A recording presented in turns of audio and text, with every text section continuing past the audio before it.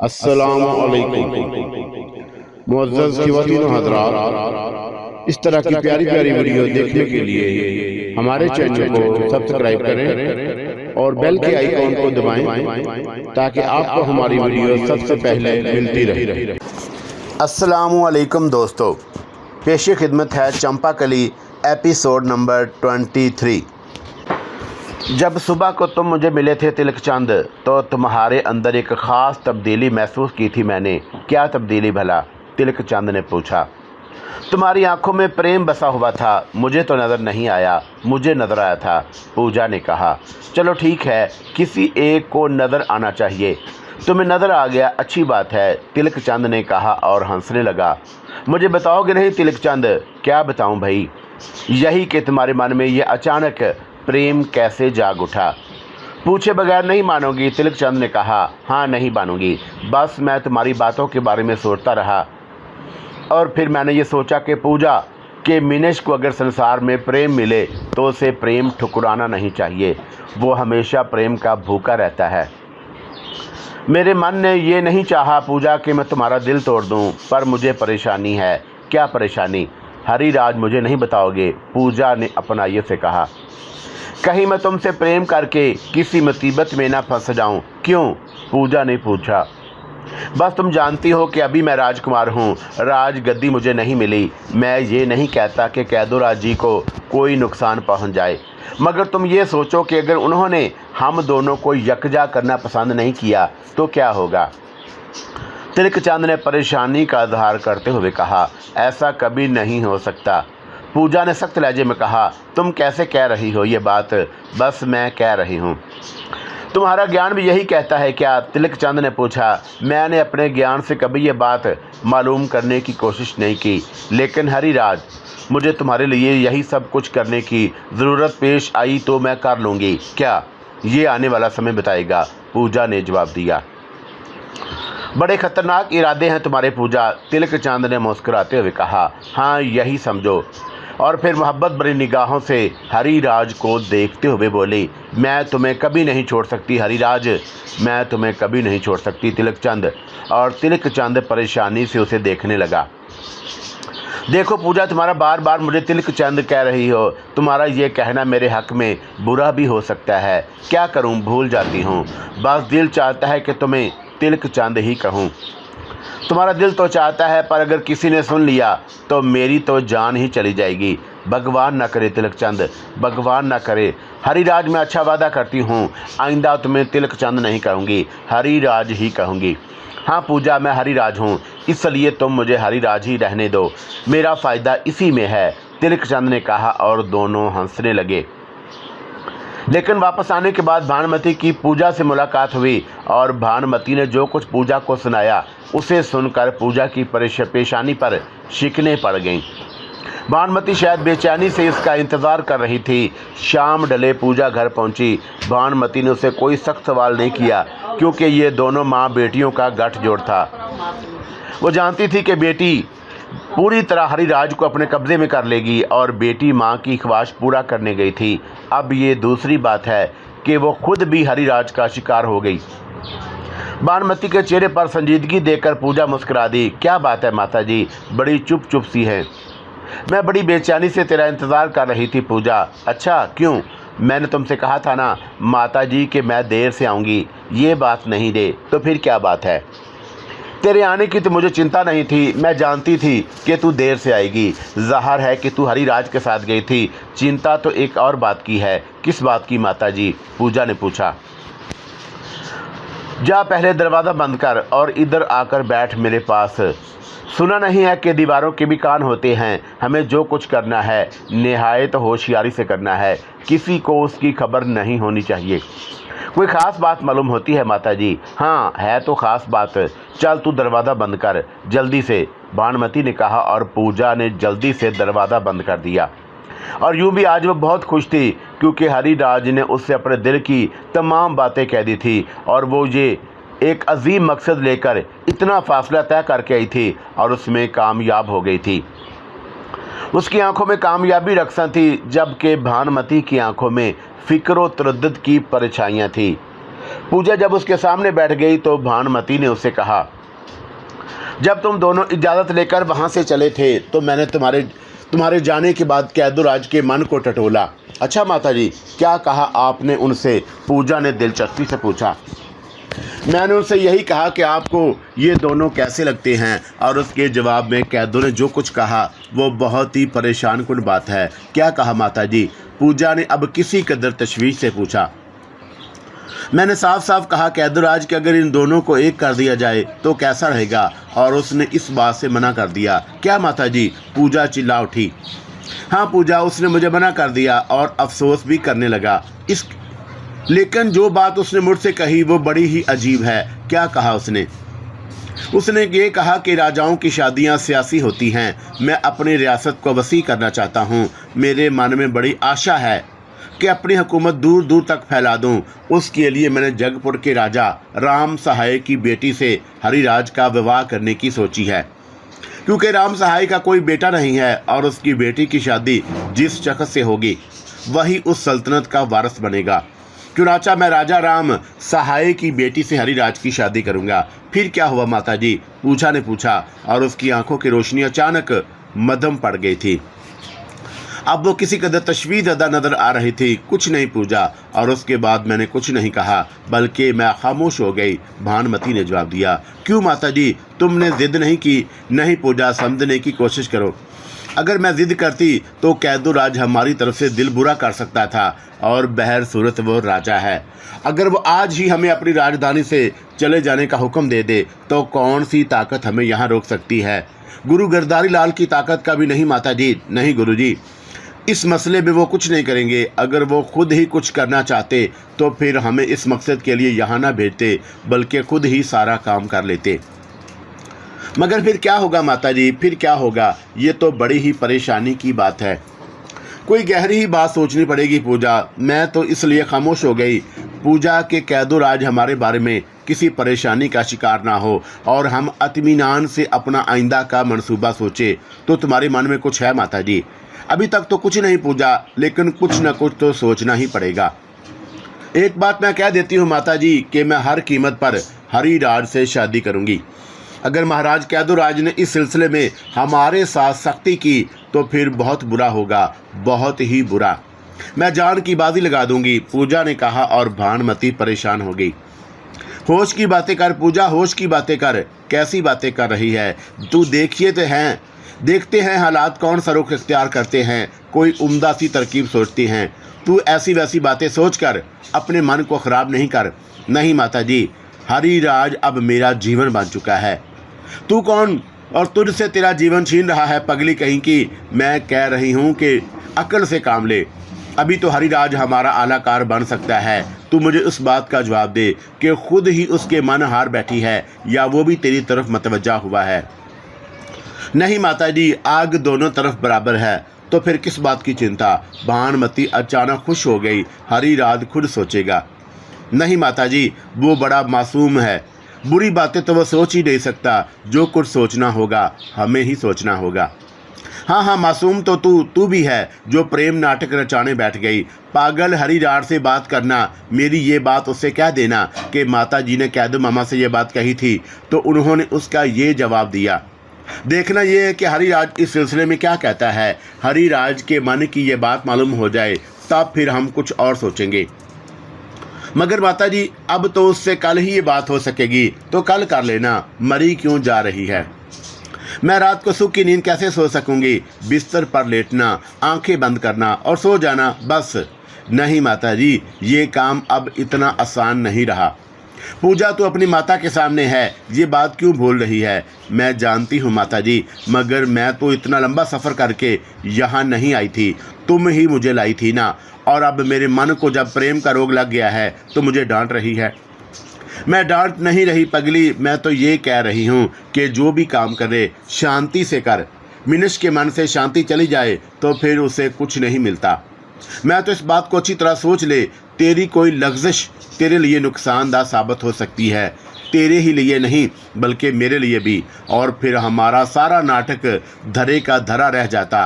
और अभी तो हम कैदुराज की राजधानी में हैं और कैदुराज हमारी कोई बुरी बात माफ़ नहीं करेगा। मैं उसके मन को अच्छी तरह से जानती हूँ। बड़ा कीना परवर आदमी है, जिससे दुश्मनी करता है सारा जीवन उस दुश्मनी को निभाता है। क्या तू चाहती है कि हम कैदुराज को दुश्मन बना लें? नहीं माता जी, मैं ये तो नहीं चाहती, लेकिन अब तो वह हमारा दोस्त भी नहीं रहा। ठीक है, दुश्मन को गुड़ से मारना चाहिए पगली, गुड़ से, भानुमति ने गहरी सांस लेकर कहा। और पूजा परेशान अंदाज में कुछ सोचने लगी। दिन के गुजरे हुए वाकयात इसकी आंखों में घूम रहे थे। वो हरिराज की एक एक अदा पर वारी जा रही थी। यूं भी हरिराज उसे पसंद था, ऊपर से हरिराज ने उससे प्रेम का इजहार भी कर दिया था। हरिराज भी उसे इस तरह चाहने लगा था जैसे वो हरिराज को चाहती थी। ये सारी बातें पूजा को याद आ रही थी और इन बातों ने उसे रात भर सोने न दिया। सुबह को जब भानुमति ने उसकी सुर्ख आंखें देखी तो उसे घूर कर रह गई। तो वही हुआ जिसका मुझे शुबा था। उसने कहा, क्या माता जी, तू सोई नहीं सारी रात? हाँ माता जी, भगवान की सौगंध, बड़ी कोशिश की पर नींद नहीं आई मुझे। देख पूजा, आखिरी बार कह रही हूँ, जो लोग जल्दबाजी करते हैं वो जीवन में कभी कामयाब नहीं होते। जो कुछ करना है बहुत सोच समझ कर करना है और उसके लिए मन को शांत करना ज़रूरी है। चल स्नान कर ले, भानुमति ने उसे समझाते हुए कहा। और पूजा स्नान करने चली गई। लेकिन वह स्नान के दौरान भी ये सारी बातें सोचती रही। माँ चाहे कुछ भी कह ले, लेकिन उसे इस वक्त तक सुकून नहीं मिलेगा जब तक हरिराज से बात ना करे। ये कैदुराज अपनी शामत को ही आवाज़ दे रहा है। हरिराज का हसूल अब मेरे लिए मेरे मन की सबसे बड़ी आशा है। मैं उसे किसी तरह भी नहीं छोड़ सकती, चाहे उसके लिए मुझे कैदुराज का खून ही क्यों ना करना पड़े। स्नान करते हुए वह सोच रही थी। थोड़ी देर के बाद जब वो स्नान करके निकल आई तो भानुमति ने उसे बताया कि बांदियाँ उन्हें भोजन के लिए बुलाने आई हैं और मैंने उनसे कह दिया है कि पूजा स्नान करके निकल आए, तो बस अभी पहुंच रही हूं। भानुमति ने पूजा को समझाते हुए कहा, देखो पूजा, कैदुराज पर यह बात बिल्कुल ज़ाहिर ना हो कि तेरे मन में कोई ख़ास बात है। जैसे कल मिली थी वैसे ही आज भी रहना, और उसके बाद आज ये बात कहना कि हरिराज के साथ कही जा रही है। क्यों माता जी? पूजा ने सवाल किया। इसलिए पूजा कि अब ये बात कैदुराज के कानों तक पहुंच चुकी है और वो इस बात को सुनने के बाद तेरा हरिराज से ज़्यादा मेलजोल पसंद नहीं करेगा और उसके मन में यही बात रहेगी कि कहीं हरिराज और तू आपस में एक दूसरे से प्रेम करने ना लगे। हाँ माता जी, ये बात तो है, दुश्मन को होशियार करना ठीक नहीं। बेशक अब तो वह हमारा दुश्मन ही है, भानुमति ने कहा और पूजा सर हिलाने लगी। फिर पूजा ही बोली, माता जी एक बात बताऊं? और क्या? हाँ क्या? अगर मैं हरिराज से ना मिली तो फिर ये बात मैं उससे कैसे कहूँगी? पगली है तू तो बिल्कुल, हर बात मुझे ही समझानी पड़ती है। क्यों माता जी, इसमें पगली होने की क्या बात है? बेवकूफ़ कैदुराज के सामने ये कहना ठीक नहीं, लेकिन वहाँ से निकलने के बाद क्या हरिराज कैदो के राज के साथ ही चिमटा रहेगा? अरे कहीं भी जाकर उसे पकड़ लेना और चाहो तो खामोशी से कहीं निकल जाना, या अगर ना चाहो तो तब भी यही बेहतर है कि तू किसी भी सुनसान जगह बैठकर उससे ये सारी बातें कर ले। समझ गई माता जी? पूजा ने मुस्कुराकर कहा और दोनों उस जगह पहुंच गई जहां कैदुराज उनका इंतज़ार कर रहा था। उनके पहुंचते ही भोजन परोसा जाने लगा और सब लोग भोजन खाने में मसरूफ़ हो गए। प्रकाश और गोविंद सख्त परेशान थे। वो डरते थे कि अगर कहीं महाराज को इस बारे में मालूम हो गया तो उनकी ज़िंदगियां मुश्किल में पड़ जाएंगी। लेकिन दोनों ही राजकुमार नंदराज के बेहद वफादार थे और उसके लिए जान की बाजी लगाने को तैयार। चुनाचा जब राजकुमार नंदराज ने उनसे कहा कि वो फिर दरिया पार करके अछूतों के इलाके में जाना चाहते हैं तो वह तैयार हो गए और सफ़र करते हुए प्रकाश ने दबे लहजे में नंदराज से इसके बारे में कहा, महाराज हमारी जानें तो हमेशा से आप पर निसार हैं और रहेंगी, लेकिन अगर महाराज युद्धराज को मालूम हो गया तो आप सोचें कि उनके अछूतियों के साथ क्या सलूक होगा। देखो प्रकाश, तुम मुझे ये बताओ कि महाराज युद्धराज को ये बात कैसे मालूम हो सकती है? राजकुमार कोई भी भेदी खबर कर सकता है, मसलन वो भेदी कौन हो सकता है? प्रकाश, नंदराज ने कहा, कोई भी महाराज। अब इन अछूतों के बारे में क्या कहा जा सकता है? कोई भी आपको देखकर पहचान ले और वो जाकर महाराज युद्धराज को खबर कर दे और उस खबर के नतीजे में वो किसी कदर इनाम पाने का ख्वाहिशमंद हो। छोड़ो यार, खबर हो गई तो देखा जाएगा। हाँ, एक बात का वादा करता हूँ और वो ये कि तुम्हारे ऊपर कोई बात ना आने दूंगा। तुम ये समझ लो कि ये मेरा वचन है। मुझे अपनी फिक्र नहीं है महाराज, मैं अछूतों पर कोई मुसीबत नहीं आने दूंगा। प्रकाश मेरा कसूर है, सज़ा भी मैं ही भुगतूंगा, तुम बिल्कुल बेफिक्र रहो। लेकिन मैं इस बात को कभी भी तस्लीम नहीं करूंगा कि अछूतों से मिलना पाप है। महाराज जो आपकी आज्ञा, मगर जो कुछ करें सोच समझ कर करें। प्रकाश ने कहा, ठीक है, तुम चिंता मत करो। आओ, दरिया करीब आ गया है, हमें दरिया अबूर कर लेना चाहिए। राजकुमार नंदराज ने कहा और वो तीनों दरिया में उतर गए। दरिया से थोड़े फासले पर वो घाट था जहाँ चंपाकली ने नंदराज से मिलने का वादा किया था। जब वो वहाँ पहुँचा तो चंपाकली उसकी मुंतज़िर थी और उसके पैरों की पायल छनछना रही थी और उसी पायल की आवाज़ के साथ साथ नंदराज चंपाकली के नज़दीक पहुँच गया। वो उसे देखकर मुस्कुरा उठी और खुशी से उसका अंग अंग नाच रहा था। राजकुमार वो मोहब्बत भरे अंदाज में आगे बढ़ी और नंदराज ने उसे अपने सीने में दबोच लिया। काफ़ी देर तक वो उसे लेकर खड़ा रहा और फिर उसके बालों को चूमकर ख्वाब अगीन लहजे में बोला, कितनी देर हुई तुम्हें आए हुए? बहुत देर हो गई। चंपाकली मखमूर लहजे में बोली, तुम्हारे बाबा ने तुम्हें नहीं रोका? मैंने बाबा को बताया ही नहीं। फिर भी क्या वो तुम्हें तलाश नहीं करेंगे? नहीं तलाश करेंगे। क्यों? बस मैं उनसे कह कर आई हूँ कि अपनी सखी के पास जा रही हूँ। ओहो, अगर वो तुम्हारी सखी के पास पहुँच गए तो? नंदराज ने मुस्कुराते हुए कहा। वाह भाई वाह, कैसे पहुँचेंगे? क्यों, तुम्हारी सखी तक पहुँचना कोई मुश्किल है क्या? हाँ, और क्या? क्यों, क्या बहुत दूर रहती है वो?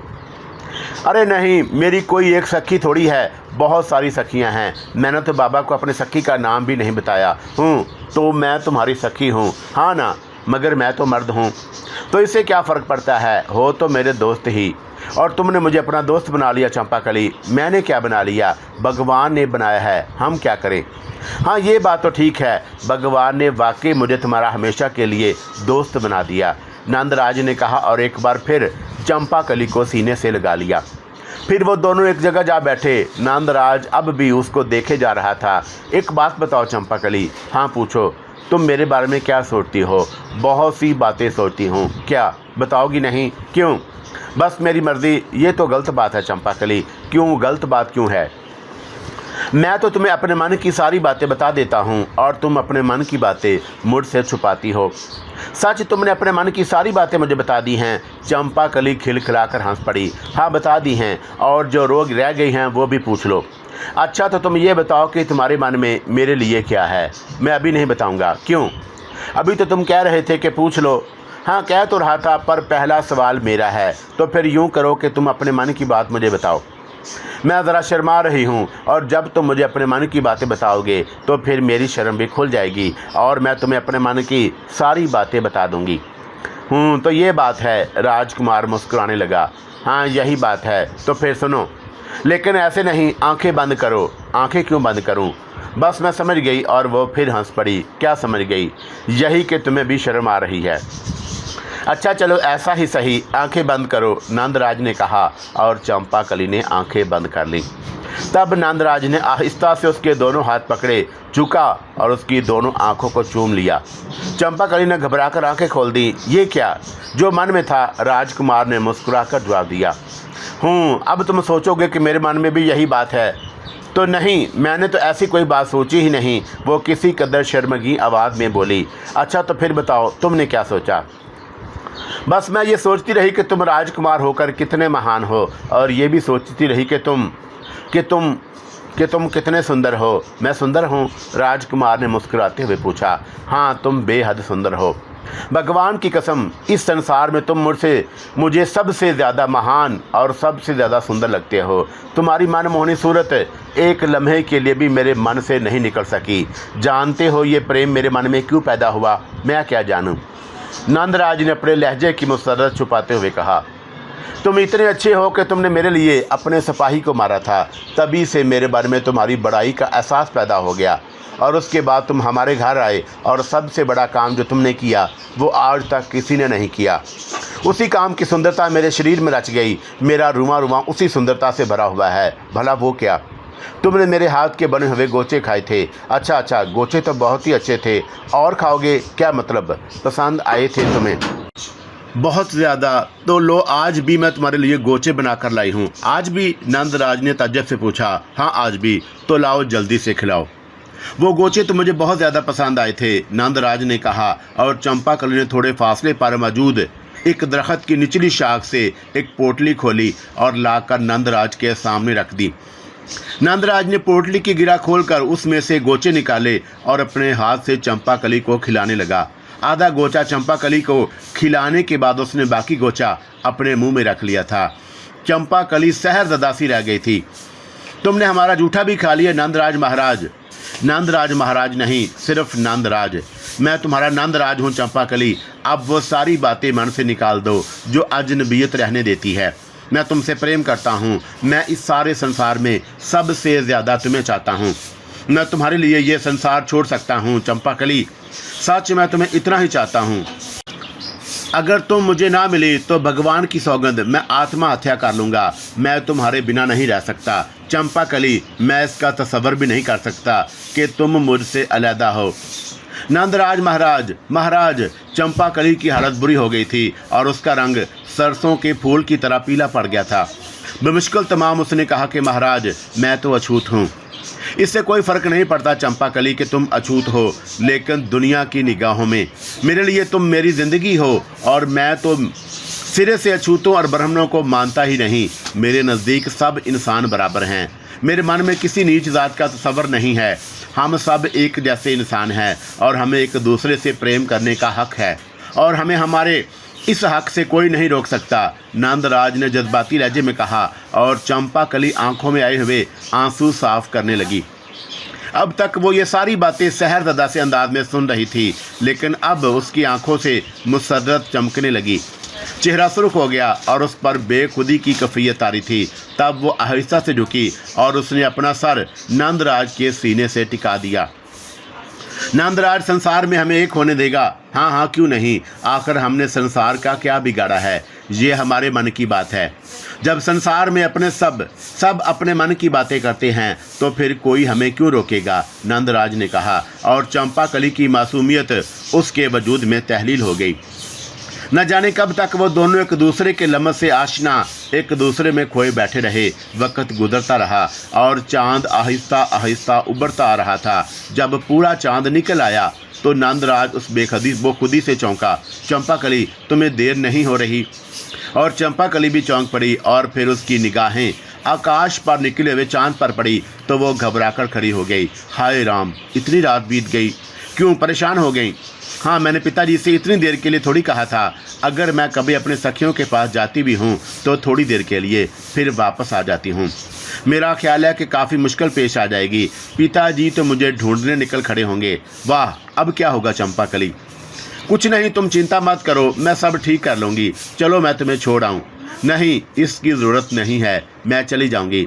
कोई तुम्हें देख ना ले। जाओ, भगवान तुम्हारी रक्षा करे, चंपाकली ने कहा और नंदराज उसे देखने लगा। नहीं चंपाकली, पहले तुम जाओ और जब तुम मेरी निगाहों से उजल ना हो जाओगी मैं यहीं खड़ा रहूँगा। नहीं राजकुमार, तुम पहले जाओ। नहीं चंपाकली, तुम जाओ। नंदराज जिद करने लगा और चंपाकली मुस्कुराती निगाहों से उसे देखने लगी। फिर बोली, अब कब मिलोगी राजकुमार? कल शाम को इसी जगह, नंदराज ने कहा और चंपाकली मुस्कुराती हुई वापस चल पड़ी। नंदराज दूसरी शाम के तस्वर में गुम वहां से पलट आया। चालाक पूजा हरिराज तक पहुंचने में कामयाब हो गई थी। उसने कैदुराज पर जरा बराबर इस बात का आधार नहीं होने दिया था कि उसके मन में कैदुराज के लिए कोई क्रोध है। भानुमती जिस तरह रोज़ाना कैदुराज से बातें करती रहा करती थी, उसी तरह आज भी वो उससे मिली थी और उसके मन का हाल कैदुराज को ज़रा भी पता नहीं था। पूजा हरिराज को महल के एक ही बाग में ले गई और वहाँ उसने जज्बात के अजहार के तौर पर हरिराज का हाथ पकड़ लिया और उसके चेहरे पर एहसास के साए लड़ रहे थे। तब हरिराज ने कहा, आज बाहर नहीं चलोगी पूजा? तुम्हारी मर्जी है हरिराज, वरना संसार ने तो हम पर पहरे लगा दिए हैं। पूजा ने उदास लहजे में कहा। किसने पहरे लगा दिए पूजा? यही बात करोगे हरिराज या कहीं चलें? जैसे तुम्हारी मर्जी पूजा, तुम खुद सोच लो, कहीं यूँ ना हो कि हमारे आने जाने पर पाबंदी लग जाए। नहीं, ऐसी कोई बात नहीं है, आओ, हरिराज ने कहा और उसके साथ लेकर निकल आया। अपने मखसूस रात पर बैठकर आज उन्होंने दूसरी सिमत का रुख किया था और ये जगह भी बड़ी पुरफिजा थी जहां इन दोनों ने क़याम किया। तब हरिराज ने कहा, क्या बात है तुम्हारे मन में पूजा? आज कल तुम कल जैसी कुछ नज़र नहीं आ रही। हाँ, हमारे प्रेम में घटना आ पड़ी है। कैसी घटना? हरिराज ने चौंक कर पूछा। तुम्हें कुछ नहीं मालूम हरिराज? नहीं, मुझे तो कुछ भी नहीं मालूम। क्या बात है, जल्दी बताओ, मैं तुम्हें उदास नहीं देख सकता। सच? हाँ पूजा, इसमें झूठ की क्या बात है? सब कुछ कर सकते हो तुम मेरे लिए। हाँ, सब कुछ कर सकता हूँ मैं तुम्हारे लिए, हरिराज ने पुरमोहब्बत अंदाज में कहा। अब उसे पूजा को लिभाने के तमाम गुर आ गए थे और इसलिए उसने सोचे बगैर कहा, ये अब भी पूछने की बात है पूजा, अब तो तुम्हें इसका विश्वास हो जाना चाहिए। सच हरिराज, सच? पूजा बेखुदी की कैफियत में बोली। फिर कहने लगी, तुम मुझे एक बार और विश्वास दिला दो। मैं तुम्हें विश्वास दिला चुका हूँ पूजा कि अब मैं तुम्हें ये काम खुद मुझे करना चाहिए था नहीं पूजा, मगर हाँ, मैं जानती हूँ कि तुम्हें यह बात कहने की ज़रूरत नहीं है। पूजा ने कहा, तुम क्या जानती हो? यही कि तुम्हारा शरीफ खून तुम्हें इस बात की इजाज़त नहीं देगा। तुम कैदुराज को कत्ल करते हुए यही सोचोगे कि उसने तुम्हें पाला पोसा है और तुम्हारा हाथ कमज़ोर पड़ जाएगा। पूजा तुम कितनी महान हो, और तुम कितनी महान हो पूजा, हरिराज ने मोहब्बत भरे लहजे में कहा। नहीं हरिराज, मैं महान नहीं हूँ, मेरा प्रेम महान है और मैं तुम्हारे प्रेम में पागल हो गई हूँ। मैं ये काम कर डालूंगी, लेकिन पूजा इसका नतीजा सोच लो। क्या सोच लो? क्या भानुमती ये मालूम होने के बाद कि तुम्हारे मन में क्या है तुम्हें ये काम करने देगी? माता जी, नहीं हरिराज, ऐसे काम किसी को बताने के बाद नहीं किए जाते। वो माँ हैं, हज़ार बातें सोचेंगी। मैं उस समय तक उनसे ये बात नहीं कहूँगी जब तक अपना काम अंजाम ना दे लूँ। तो फिर कब? हरिराज ने पूछा। आज ही रात, पूजा ने कहा और हरिराज अपने बदन में सनसनी महसूस किए बगैर नहीं रह सका। मेरे प्रेम, मेरे साथी, मैं तुझे आवाज़ दे रहा हूँ, मुझे तुम्हारी ज़रूरत है। राजकुमार ने दिल से पुकारा और उसके कानों में हवाओं की हल्की हल्की सी सरसराहटें उभरने लगी और फिर वही मधुर आवाज़ सुनाई दी, तिलक मैं मौजूद हूँ। बड़ा सोग, बड़ा प्यार था इस आवाज़ में। ऐसी चाहत, ऐसी मोहब्बत थी जिसका तसव्वुर इंसानी जहन के लिए मुमकिन नहीं। ओहो, तुम आ गई। हाँ, मैंने तुमसे कहा था ना कि जब भी मुझे आवाज़ दो के पुकारोगे मैं आ जाऊंगी। मुझे तुम्हारी अशद ज़रूरत है। कहो क्या बात है? तुम्हें इस संसार की सारी बातें मालूम हैं। क्या मतलब? क्या कहना चाहते हो तुम? मैं ये कह रहा हूँ कि क्या इस संसार में जो कुछ होना होता है तुम मुझसे वाकिफ़ होती हो? हाँ, मैं हवा हूँ, मुझे मालूम है, मुझे सब कुछ मालूम है, आवाज़ ने जवाब दिया। क्या तुम्हें यह मालूम है कि मेरे और पूजा के दरमियान क्या गुफ्तगू हुई? हाँ, मुझे मालूम है। तो फिर मुझे बताओ, मुझे क्या करना चाहिए? कुछ नहीं, तुम खामोश रहो। तो क्या ये सब कुछ मैं हो जाने दूँ? हाँ, तुम खामोश रहो और पूजा को उसका काम करने दो। तुम दूसरा काम करो। वो क्या? किसी तरह उस समय जब पूजा कैदुराज को कत्ल करके बाहर निकले तो महामंत्री और एक दो आदमियों को लेकर महाराज के पास जाओ और फिर ऐसा इजहार करो कि जैसे महाराज को मुर्दा देकर तुम्हें सख्त सदमा हुआ हो। पूजा को रंगे हाथों पकड़वा दो। भानुमती खुद ब खुद उस साजिश के जाल में फंस जाएगी। ओहो, तो मुझे ये काम ज़रूर करना होगा। हाँ, ये काम बेहद ज़रूरी है और अगर तुम ये काम ना करोगे तो शुबा तुम्हारी तरफ ही जाएगा। मैं इस बात को तुम्हारे गोश गुजार कर रही हूँ। जैसा तुम कहोगे मेरी ज़िंदगी वैसा ही होगा, तिलक चंद ने कहा और हवाओं की सरसराहटें गूंजती रही और फिर उस हसीन आवाज़ ने कहा, और कुछ नहीं, बस मैं तुमसे यही कुछ मालूम करने के लिए तुम्हें बुलाया था। तिलक चंद ने कहा।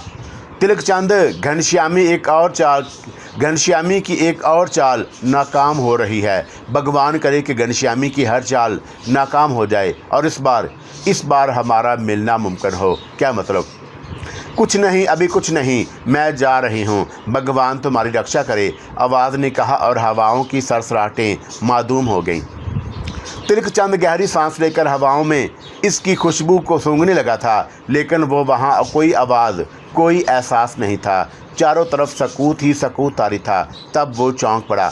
उसकी महबूब, उसकी दोस्त, उसकी रहबर, उसकी मौसन ने उसे एक मशवरा दिया था और उसे इसके मशवरे के बारे में बहुत कुछ सोचना था। चुनाचा वो वहाँ से चल पड़ा और उसने कैदुराज से मिलकर मुख्तलिफ बातें की और फिर कहने लगा, मैं आपसे कुछ कहना चाहता हूँ पिताजी महाराज। हाँ हाँ कहो, कैदुराज ने कहा। कोई ख़ास बात है क्या? हाँ पिताजी। तो फिर कहो। मैं किसी समय आपके पास आऊँगा और उस वक़्त आपसे ये बात कहूँगा, तिलक चंद ने किसी कदर उलझे हुए अंदाज में कहा। ऐसी कौन सी बात है कैदुराज? बस महाराज है, मैं कुछ समझ रहा हूँ। हरिराज कैदुराज सर्द लहजे में बोला। क्या समझ रहे हैं महाराज? कहीं ये बातें पूजा के बारे में तो नहीं होंगी? पूजा के बारे में हरिराज ने ताज्जुब का इज़हार किया। ऐसी क्या बात हो सकती है पिताजी? दरअसल भानुमति ने मुझसे कहा था कि पूजा का विवाह तुमसे कर दिया जाए, लेकिन मैंने उसे मना कर दिया। आपने जो कुछ किया होगा अच्छा ही किया होगा पिताजी। हरिराज आहिस्ता से बोला। तुम्हें इस बात का दुख तो नहीं? नहीं पिताजी, आपने मुझे जो जीवन दिया है, इतना बुरा नहीं हूँ मैं कि उसे याद ना रखूँ। ओ हरिराज मेरे बेटे, मैं बहुत खुश हूँ। तेरी इस बात से मुझे बहुत ही खुशी हुई है। पूजा तुम्हारे काबिल नहीं है और तुम्हारे लिए तो कोई राजकुमारी ही होनी चाहिए, और उस राजकुमारी का मैं इंतखाब कर चुका हूँ। कौन है वो? राजा राम सहाय की बेटी बड़ी ही सुंदर है, और अभी तो मैंने भी उसके बारे में सिर्फ सुना ही सुना है, लेकिन मैं तुम्हें उससे ज़रूर मिलाऊंगा ताकि तुम एक दूसरे को देख लो, और उसके बाद मैं विवाह का फ़ैसला करूंगा। मुझे पूरा विश्वास है कि राजा राम सहाय कभी इस बात से इनकार नहीं करेगा। आपने मेरे बारे में जो कुछ सोचा होगा ठीक ही सोचा होगा महाराज, परंतु महामंत्री कहाँ है? अपने घर में होंगे इस समय।